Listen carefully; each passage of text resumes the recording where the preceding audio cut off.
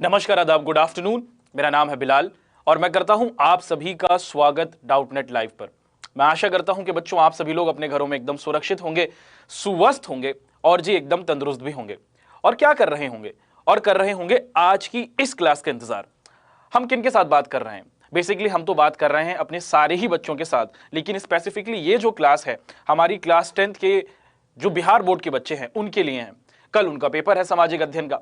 तो हमारी ये जो आज की क्लास है इसमें हम लोग आप सभी के साथ डिस्कशन करने वाले हैं कि जो कल आपका सामाजिक अध्ययन का पेपर होने वाला है उसके अंदर आपको किन बातों को बिल्कुल ध्यान के साथ लेकर चलना होगा। आपको बताया जाएगा कि कैसे आप लोगों को अपने पेपर को अटेम्प्ट करना होगा, किन बातों का ध्यान रखना होगा, किन बातों को करना होगा और किन बातों को नहीं करना होगा। तो क्लास बहुत ही ज्यादा इंपॉर्टेंट है।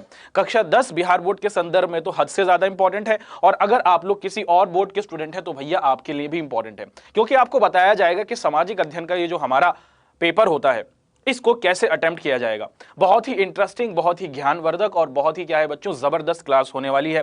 क्लास को बहुत इंटरेस्टिंग वे में आप सभी के सामने रखा जाएगा। आप लोग क्लास को शुरू से लेकर आखिर तक करें, क्योंकि आपको उन चीजों को बताया जाएगा जिनका ध्यान रखते हुए आप लोग क्या कर सकते हैं, आप लोग सामाजिक अध्ययन में 100 में से 100% नंबर प्राप्त कर सकते हैं। क्या सामाजिक अध्ययन के अंदर 100 में से 100 नंबर आ सकते हैं? जी हां। अगर आपका पेपर 70 का है तो 70 में से 70, अगर आपका पेपर 90 का है तो 90 में से 90, और अगर आपका पेपर 100 में से 100 है तो आपको पूरे में से पूरे मार्क्स यानी कि 100% नंबर प्राप्त किए जा सकते हैं। किन बातों को आपको ध्यान में रखना होगा, किन चीजों को आपको ध्यान में रखना होगा, उनको एक एक कर आप सभी के सामने रखा जाएगा। अगर हो सके तो बच्चों आप सभी के पास कॉपी पेन पेंसिल होनी चाहिए, ताकि जो भी इंपॉर्टेंट बात आज की क्लास में अभी आपको बताई जाए आप लोग उसको नोट डाउन करते रहें। दूसरी इंपॉर्टेंट बात आपको ऐसी जगह पर बैठना है जहां पर आपको इंटरनेट की सुविधा मिलती रहे, ठीक है? तो मुझे उम्मीद है कि आप इन बातों का ध्यान रखेंगे। आप सभी बच्चों के पास कॉपी पेन पेंसिल होनी चाहिए, ताकि जो भी बातें यहां पर बताई जाएं क्लास के अंदर आप लोग उसको नोट डाउन करते रहें। और दूसरी चीज कि आप सभी को ऐसी जगह बैठना है जहां पर आपको इंटरनेट की सुविधा मिलती रहे। अब इन दो बातों को ध्यान में रखते हुए हम लोग अपनी क्लास को स्टार्ट करेंगे। क्लास में पूरा फोकस हमारा यही रहेगा कि आपको कैसे पूरे में से पूरे मार्क्स 100 आउट ऑफ 100 मार्क्स आपको मिल सकें, यानी कि 100% मार्क्स आप प्राप्त कर सकें। किस विषय में? सामाजिक अध्ययन के विषय में। एक बात आप सभी के साथ डिस्कस करेंगे। तो कल हमारा बिहार बोर्ड के बच्चों का एग्जाम है और वो बच्चे अधिकतर क्या हो रहे हैं, कंफ्यूज हो रहे हैं, नर्वस हो रहे हैं, बहुत से बच्चे घबरा रहे हैं। तो मैं क्या कर लेता हूं, मैं आप सभी को क्लास शुरू करने से पहले क्या कर लेता हूं, आपके एक सीनियर से मिलाता हूं, ठीक है? तो आपके एक सीनियर है जिन्होंने काफी समय पहले क्या किया था बच्चों, अपने पेपर को दिया था। चलिए जी देख लेते हैं कि उन्होंने पेपर को किस तरीके से किया। और आप सभी की स्क्रीन पर अब आने वाले हैं आपके सीनियर। ये आपके एक सीनियर है, आप सभी बच्चे इनको जानते होंगे। इनके सामने क्वेश्चन पेपर आया और इन्होंने देखा और ये घबरा गए। क्या करना है जी? ओ हो, मैं तो गया, अब क्या करना है, कुछ समझ नहीं आ रहा। अधिकतर बच्चों के साथ भी यही होता है जी। क्वेश्चन पेपर आया, फटाक से पढ़ना शुरू कर दिया, 1 2 3 4 5 6 7 ऐसे कर आप लोग क्वेश्चन को पढ़ते हैं और आप बच्चे कंफ्यूज हो जाते हैं। और फिर क्या होता है, जब पेपर होने लगता है खत्म तो फिर ये होता है जी, जब पेपर होने लगता है खत्म तो अधिकतर बच्चों के साथ ये होने लगता है, मम्मी याद आ जाती है, भगवान याद आ जाते हैं, गलतियां याद होने लगती हैं। तो भैया जैसे आपके ये सीनियर रहे, आप सभी बच्चे जानते हैं इनको, ये कौन है। इन्होंने क्या करा बच्चों, शुरू होते ही पेपर पहले question number 1, question number 2, question number 3, question number 4 पढ़ना शुरू कर दिया। फिर घबरा गए भैया, आंख बंद कर ली और फिर समझ में नहीं आया कि कैसे पेपर को अटेम्प्ट करना है। और जब पेपर का आधा समय गुजर गया तो इनका हाल ये हो गया। तो अगर आप लोग नहीं चाहते कि आपके साथ भी यही घटना हो, और अगर आप नहीं चाहते कि आपको क्या करना है, आपको पूरे आत्मविश्वास के साथ पेपर को करना है, और नहीं चाहते कि यह सिचुएशन आपके साथ हो, तो किन बातों को आपको ध्यान रखना है वो एक एक कर आप सभी के समक्ष प्रस्तुत करता रहूंगा, ठीक है जी? चलो अब आगे बढ़ लेंगे। हमारी ये जो आज की क्लास है जो बहुत ही ज्ञानवर्धक, बहुत ही इंपॉर्टेंट और बहुत ही इंटरेस्टिंग है। आप किसी भी बोर्ड के स्टूडेंट हो, मुख्य तौर पर तो बिहार बोर्ड के स्टूडेंट के लिए, लेकिन अगर आप किसी और बोर्ड के भी स्टूडेंट हैं तो आपके पेपर में जिस तरीके से पेपर को अटेम्प्ट करना है, इन बातों का अगर आप लोग ध्यान रखेंगे तो आपके लिए क्या होगा बच्चों, पेपर में पूरे में से पूरे मार्क्स लाना, full out of full number आप प्राप्त कर सकते हैं। क्या लिखा है? लिखा हुआ है important tips for preparing and revising your chapters. अगर आप लोगों को क्या करना है, अपने चैप्टर्स का रिवीजन करना है, तो किन किन बातों को आपको ध्यान रखना है। आपको पता है कि आपका जो सामाजिक अध्ययन का पेपर होता है, सोशल साइंस का पेपर होता है, उसके मुख्यतः कुछ भाग होते हैं। इसका कुछ भाग तो इतिहास का होता है, इसका कुछ भाग भूगोल का होता है, ठीक है, इसका कुछ भाग किसका होता है बच्चों, अर्थशास्त्र का होता है, और इसका कुछ भाग क्या होता है, राजनीतिक विज्ञान का होता है, ठीक है जी? जी हाँ, इन सभी बातों का आप सभी को ज्ञान है, ठीक है? अब आपको क्या कर लेना है, याद रखिएगा, हम लोग सबसे पहले एक एक कर हर भाग के बारे में आपको बताते रहेंगे कि किन बातों को आपको ध्यान रखना है। इन बातों को जब आप लोग ध्यान रखेंगे तो आपके साथ क्या रहेगा बच्चों, आप पूरे तरीके से तैयार रहेंगे अपने पेपर के संदर्भ में। अगर हम लोग बात करें किसके बारे में, सिविक और अर्थशास्त्र के बारे में, ठीक है। अगर आप लोग अर्थशास्त्र के बारे में बात करें और या फिर आप राजनीतिक विज्ञान के बारे में बात करें, आपके पेपर के अंदर जितनी भी बातें पूछी जाती हैं अधिकतर वो कैसी रहती हैं बच्चों, करंट अफेयर से रिलेटेड रहेंगी। आपके पेपर के अंदर अगर आप कक्षा 10वीं में पढ़ने वाले बच्चे हैं, अगर नहीं, जी हाँ, हमारे बच्चे कक्षा 10वीं में पढ़ रहे हैं, तो आपके पेपर के अंदर जितनी भी राजनीतिक घटना हाल फिलहाल में हुई है, पिछले 3 महीने के अंतर्गत जितनी भी राजनीतिक घटना हुई है, उनकी थोड़ी बहुत जानकारी आपको होनी चाहिए। आप अधिकतर बच्चों ने क्या कर रखा हो बच्चों, न्यूज़पेपर में सरसरी नजर से अपने आप को ध्यान से इस पेपर की तरफ आपने लेके गए हो। मैं क्या बताना चाह रहा हूं आपको, मैं ये बताना चाह रहा हूं कि जब आप लोग राजनीतिक विज्ञान की बात करते हैं तो राजनीतिक विज्ञान के अंदर जो अधिकतर बातें आपकी रहती हैं, वहां पर एक एक नंबर के जो प्रश्न बन जाते हैं, वहां पर क्या रहता है बच्चों, वहां से करंट अफेयर से सवाल पूछ लिया जाता है। अभी हाल फिलहाल के अंदर दुनिया के अंदर एक देश है, हमारा पड़ोसी देश है, ठीक है, वहां पर क्या हुआ है बच्चों, वहां पर सैनिक शासन हो गया है, ठीक है, सैनिक शासन हो गया है। अब एक नंबर का सवाल यहां से पूछा जा सकता है, पूछा जा सकता है, कौन सा देश है वो, म्यांमार। तो उन्हीं बच्चों को यह आंसर पता होगा जिन बच्चों ने क्या करा होगा, जिन बच्चों ने सरसरी तौर पर करंट अफेयर्स पर नजर डाली होगी। अच्छा, आपका जो आपका राजनीतिक विज्ञान यानी कि सिविक्स रहेगा और इकोनॉमिक्स रहेगा, इसके अंदर आपको जो आपकी किताब के अंदर लिखी हुई मूलभूत अवधारणाएं हैं, ठीक है, फैक्चुअल ज्ञान है, सिंपल जो परिभाषाएं हैं, उनको याद करना होगा और उनको समझकर लिख देना होगा, ठीक। तो अर्थशास्त्र और आपका राजनीतिक विज्ञान, किसी ज्यादा चीज को लेकर आप कंफ्यूज मत होइएगा। इसके अंदर आपको थोड़ी बहुत जानकारी होनी चाहिए कि आपके करंट अफेयर्स, आसपास की जगहों में, आसपास के पड़ोसी देशों में, दुनिया के संदर्भ में क्या चीजें चल रही हैं, और अभी हाल फिलहाल के अंदर जो बजट वगैरह आया, बजट की परिभाषा क्या है, बजट से क्या तात्पर्य है, इसके बारे में भी आपको थोड़ी बहुत जानकारी होनी चाहिए, क्योंकि यहां से भी प्रश्न पूछ लिया जा सकता है। अगर हम लोग भूगोल की बात करें, जो आपका क्या है बच्चों, जिसको अंग्रेजी में ज्योग्राफी कहा जाता है। अच्छा, भूगोल के संदर्भ में क्या रहता है बच्चों, भूगोल के संदर्भ में भी जो बातें आपके पाठ्य पुस्तक के अंदर मौजूद हैं, जो अवधारणाएं आपके पाठ्य पुस्तक के अंदर मौजूद हैं, वो वैसी की वैसी ही पूछ ली जाती हैं, ठीक है। परिभाषा पूछ ली जाएगी, सिंपल परिभाषाएं आपसे पूछी जाएंगी, तो आपको आपकी किताब के संदर्भ में जितनी भी परिभाषाएं लिखी हुई हैं उनके बारे में आपको ज्ञान होना चाहिए, और आपको उन परिभाषाओं का क्या पता होना चाहिए बच्चों, कैसे उनको इलैबोरेट करना है, ये आपको समझ में आना चाहिए, क्योंकि जो प्रश्न पूछे जाएंगे वो सिंपल आपकी पाठ्य पुस्तक से ही पूछे जाएंगे। आपसे पूछ लिया जाएगा, क्या पूछ लिया जाएगा कि आप विकास से क्या समझते हैं, अर्थशास्त्र की अगर बात करें, आपसे पूछ लेंगे कि कोई देश विकसित कैसे हो सकता है, ठीक है। आपसे पूछ सकते हैं कि बिहार जो राज्य है, वो बिहार जो हमारा राज्य है, ये अभी भी बीमारू राज्य क्या है, क्यों है बिहार अभी भी बीमारू राज्य क्यों है। बहुत सिंपल बातें रहेंगी। आपको क्या करना है बच्चों, आपको सिर्फ इन बातों का ध्यान रखना होगा कि आपकी पाठ्य पुस्तक के अंदर जितनी भी जानकारी मौजूद है, एक बार आप उसको जाने से पहले पढ़ लीजिएगा। अब यहां पर हम लोग बात करने वाले हैं किसके संदर्भ में,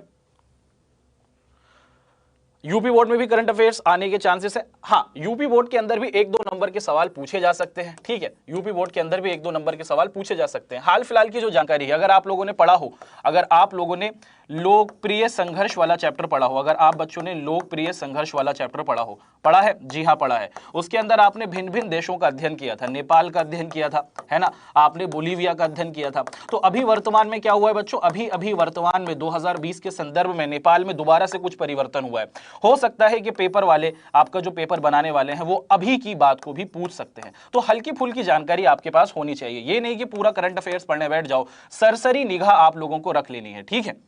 अच्छा, अगर हम लोग बात कर लें कि अगर हम लोग मानचित्र के संदर्भ में बात करें, किस संदर्भ में बात करें, आपके पेपर के अंदर 5 नंबर का प्रश्न मानचित्र का आता है। और अगर हम लोग कक्षा 10 के बच्चों की बात करें तो इन विषयों के बारे में आपको जानकारी होनी चाहिए कि भारत के अंदर कौन सी कृषि उत्पादक चीजें हैं, वो कौन से क्षेत्र हैं भारत के अंदर जहां पर गेहूं सबसे ज्यादा होता है, जहां पर चावल सबसे ज्यादा होता है, जहां पर धान सबसे ज्यादा होता है, जहां पर पटसन सबसे ज्यादा होता है, और जहां पर क्या होता है बच्चों, जहां पर कॉफी और जहां पर हमारी चाय। ये 5 महत्वपूर्ण चीजें हैं जो पिछले 5 साल में पूछी जा चुकी हैं, गेहूं, चावल, धान, पटसन, कॉफी, चाय। इनके बारे में सवाल पूछा गया था कि भारत के वो क्षेत्र कौन से हैं जहां पर सबसे ज्यादा ये सब चीजें मिलती हैं। और आपको पता है गेहूं चावल आपका यूपी बिहार और हमारा क्या है पंजाब हरियाणा में मिलता है, ठीक है।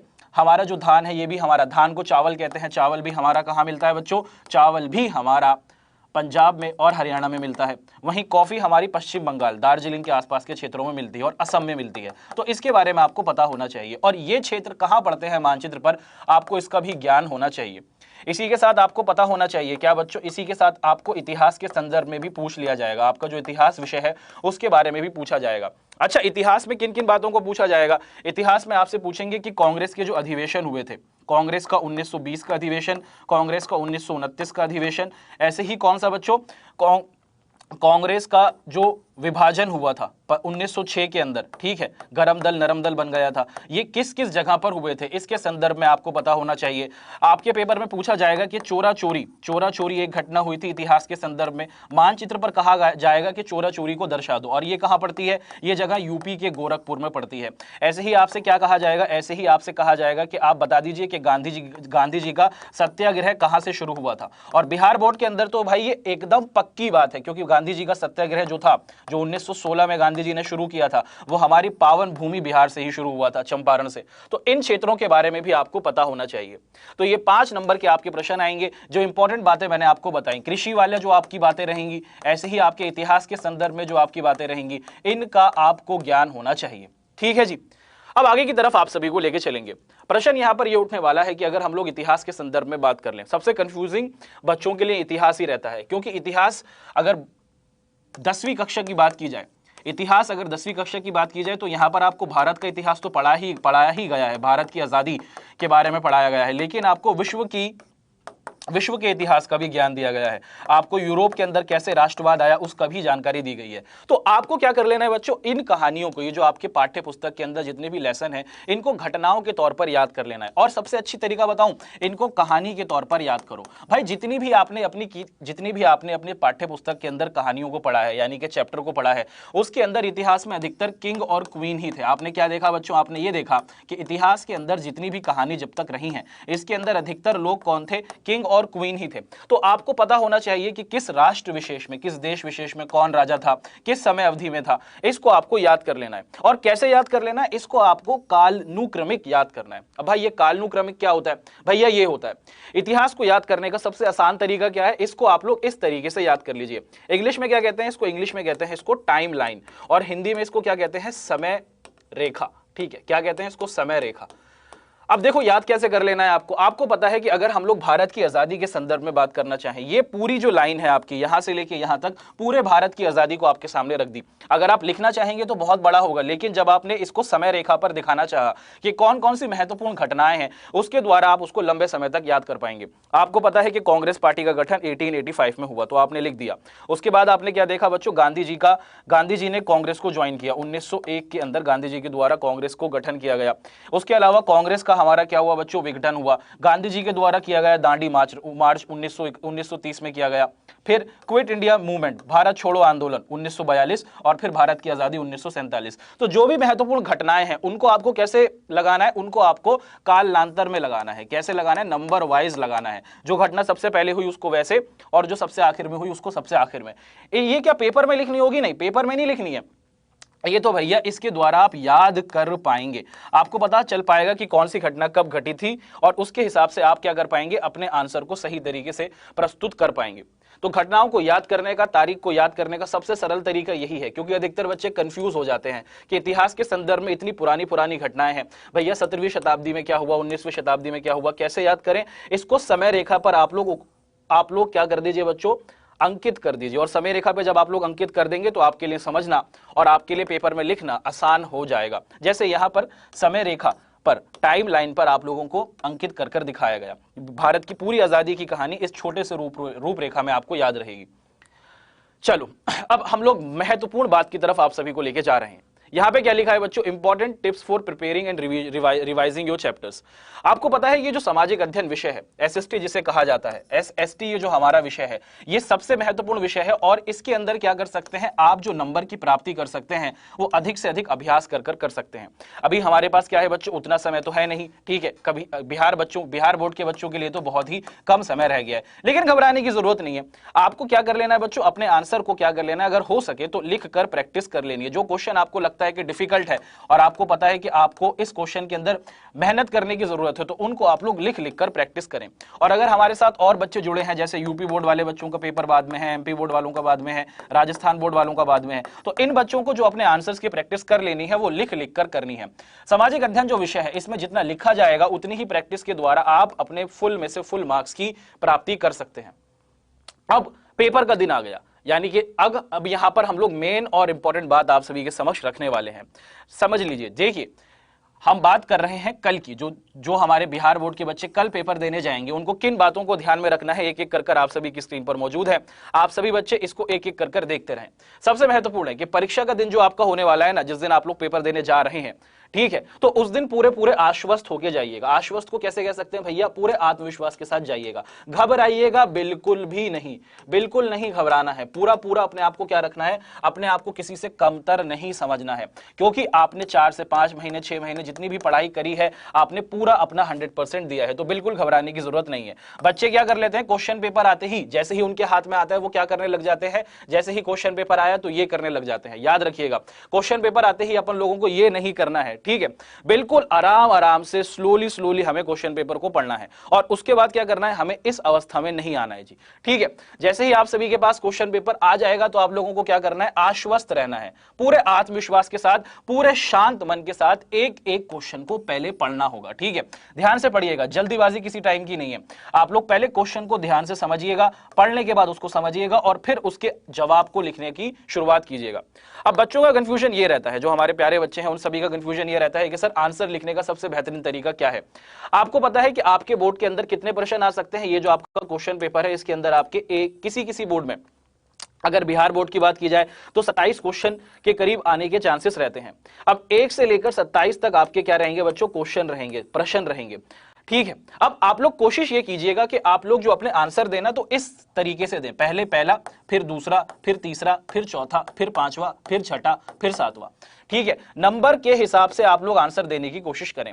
अगर सर मुझे पहला आंसर नहीं आता तो मैं क्या करूं, क्या मैं डायरेक्टली तीसरा दे सकता हूं? हाँ जी दे सकते हो, लेकिन अगर आप सीक्वेंस वाइज के हिसाब से चलेंगे, अगर आप 1 2 3 4 5 6 इस तरीके से चलेंगे तो एग्जामिनर जो आपका पेपर चेक कर रहा होता है उसके लिए पेपर चेक करना आसान रहता है और जब उनका दिमाग सही रहता है तो आपको पूरे पूरे नंबर मिलने के चांसेस आपके पास रहेंगे।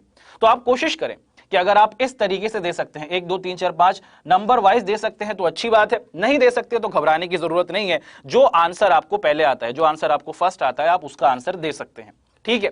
बिल्कुल भी घबराने की जरूरत नहीं है, कंफ्यूज मत होइएगा, क्योंकि जो एग्जामिनर है आपको जानता नहीं है, आपकी गलतियों को वो नहीं जानता, वो तो आपके आंसर को देखकर आपको नंबर देने वाला है, ठीक है। चलिए जी, अब कोशिश कीजिएगा आप सभी को अच्छी लिखावट के साथ अपने क्वेश्चन को लिखना होगा, ठीक है। और बड़े बड़े करीने आपको लिखने होंगे। भाई करीने का मतलब क्या होता है भैया, हेडिंग। आप लोगों को हेडिंग बनाकर अपने आंसर को लिखना होगा। जब आप सभी के समक्ष क्या आ जाएगा बच्चों, जब आप सभी के समक्ष आपकी आंसर पुस्तिका आ जाएगी, बिहार बोर्ड वाले बच्चों आपके सामने इस तरीके की आपकी आंसर पुस्तिका होने वाली है जिसमें आपको आंसर लिखना होगा। मान लीजिए मुझे उत्तर नंबर 3 लिखना है, तो मुझे अपनी जो आंसर पुस्तिका है उसमें ऐसे उत्तर नंबर 3 लिखना होगा, ठीक है। और फिर मुझे क्या लिखना होगा, सबसे पहले मुझे उस आंसर का हेडिंग, उस आंसर को हेडिंग में लिखना होगा। अब हेडिंग में लिखने से पहले सबसे पहले मुझे परिचय देना होगा कि मेरा जो प्रश्न है उसका परिचय क्या है। फिर इसी के अंदर मुझे हेडिंग में परिचय भी हेडिंग के रूप में ही देना होगा। उसके बाद फिर हम लोगों को किस तरफ जाना होगा, क्वेश्चन से संबंधित जो महत्वपूर्ण घटनाएं आपकी रही हैं, आप उन घटनाओं को भी कैसे करेंगे बच्चों, हेडिंग के अंदर लिखेंगे। क्वेश्चन से संबंधित जो महत्वपूर्ण व्यक्ति रहे हैं, जितने भी महत्वपूर्ण व्यक्ति रहे हैं उनको भी आपको कैसे लिख देना है, उनको भी आपको हेडिंग के अंदर लिखना है।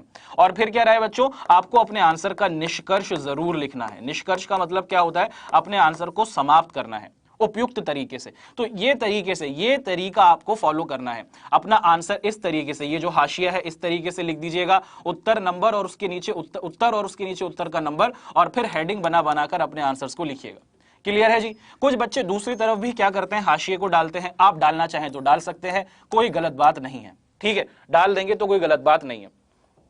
कोशिश क्या कीजिएगा आपकी लिखावट अच्छी रहे, आप हेडिंग का प्रयोग करें। अपने उत्तर के सामने देखिए, जैसे ही आप लोग अपना उत्तर लिखेंगे उसके उत्तर के सामने उत्तर नंबर जरूर लिख देना, या फिर प्रश्न नंबर जो भी हो वो लिख देना, ठीक है, क्योंकि एग्जामिनर को पता होना चाहिए भैया आंसर या क्वेश्चन है क्या, ठीक, क्वेश्चन को परिचय, जैसे मैंने आपको बताया, परिचय लिखें, निष्कर्ष लिखें, संक्षिप्त लिखें। ठीक है, जितना क्वेश्चन में पूछा गया है, अगर एक प्रश्न 30 शब्दों का है, अगर उसमें लिखा है कि 30 शब्दों में आंसर चाहिए तो 30 शब्दों में लिखो। ठीक है, पूरी राम कहानी मत लिखकर आ जाइएगा, लिखने का फायदा ही नहीं है। आपके पास 27 से 28 प्रश्न आपके पेपर के अंदर आएंगे और आपके पास क्या रहेगा बच्चों, 3 घंटे का समय रहेगा। तो भैया हमको 3 घंटे को ध्यान में रखते हुए 28 क्वेश्चन करने हैं। अब यहां पर आपको क्या कर लेना है, सबसे पहले आप लोगों को क्या कर लेना है बच्चों, आपको पता होना चाहिए कि आपके पास 28 क्वेश्चन है, 3 आपके पास घंटे हैं। कैसे करेंगे जी, ऐसे करेंगे। मैंने क्या करा बच्चों, मैंने आपके क्वेश्चन पेपर को इस तरीके से बांट दिया। आपका जो क्वेश्चन पेपर होता है वो इस तरीके से बटा रहता है, उसमें 1 अंक वाले आपके प्रश्न होते हैं। अब ये जो 1 अंक वाले प्रश्न है ना, इनको जब आपने पढ़ लिया, 1 मिनट आप लोगों ने पढ़ने में लगाया, उसके बाद 3 से 4 मिनट के अंदर अंदर आपको 1 अंक वालों के प्रश्नों के आंसर दे देने हैं। जैसे ही 4 मिनट पूरे हो गए, छोड़ दो, नहीं हुआ छोड़ दो, आगे बढ़ जाओ। हमको ज्यादा समय नहीं देना है क्योंकि हमारे पास और भी क्वेश्चन हैं। ठीक है, इस तरीके से आपको फॉलो करना है। तो आपका ये जो 3 घंटा या फिर जो 2.5 घंटा रहेगा, इसके अंदर क्या हो जाएगा बच्चों, आप अपने पूरे के पूरे 28 क्वेश्चन को सही तरीके से कर पाएंगे। ये फॉलो कीजिएगा।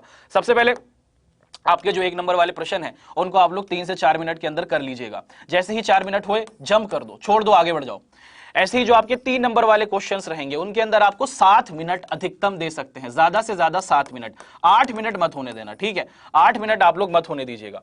3 नंबर के जो प्रश्न है आपके, उनमें आपको अधिकतम 7 मिनट देने हैं और 7 मिनट के अंदर हेडिंग, परिचय, घटनाएं, व्यक्ति, निष्कर्ष, इनको याद रखिएगा, इनको फॉलो करते चलिएगा।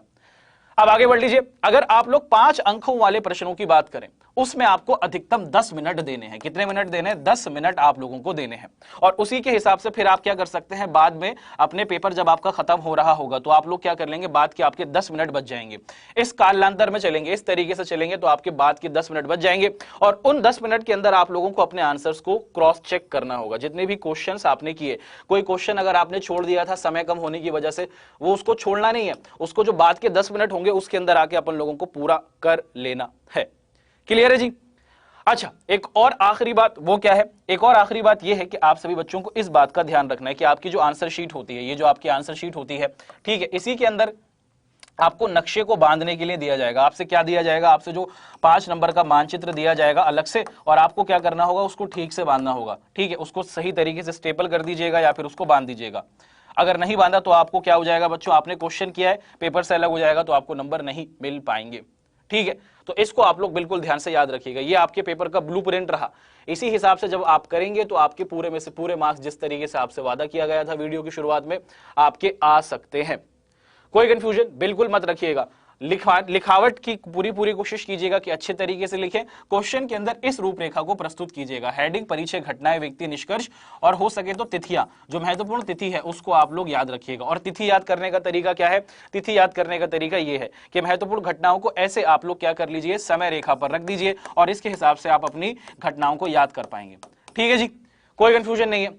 तो मुझे उम्मीद है कि हमारी ये जो अभी क्लास हमने आप सभी के साथ शेयर करी, जिसके अंदर आपको बताया गया कि जो कल आपका पेपर होने वाला है उसके अंदर पूरे कॉन्फिडेंट के साथ आप लोगों को जाना है, बिल्कुल भी नहीं घबराना है। क्वेश्चन पेपर को पूरा शुरू से लेकर आखिर तक धीरे धीरे कर पढ़िएगा, एक एक कर सवालों के जवाब को समझिएगा। जिस क्वेश्चन को आता है पहले उसको कर लीजिएगा, उसके बाद क्या कीजिएगा, जो आपका क्वेश्चन पेपर हो, क्या हो बच्चों, जो आपका आंसर नंबर अपनी आंसर शीट पे लिखेंगे, उत्तर नंबर 1, उत्तर नंबर 2, उत्तर नंबर 3, उसको लिखते चलिएगा। हेडिंग, घटनाएं, परिचय, व्यक्ति, तिथि, निष्कर्ष, इनको भी बना के लिखिएगा। अपने समय अवधि को इस तरीके से बांट दीजिएगा और इसी के हिसाब से जब आप करेंगे तो आपके जो आखिर के 10 मिनट रहेंगे उसके अंदर आप लोग अपने सारे आंसर्स को दोबारा चेक कर पाएंगे। इसी आशा और उम्मीद के साथ कि हमारी ये जो क्लास रही आप सभी बच्चों के लिए बहुत ही ज्ञानवर्धक रहेगी, इसको फॉलो कीजिएगा। आपके पेपर के लिए बहुत बहुत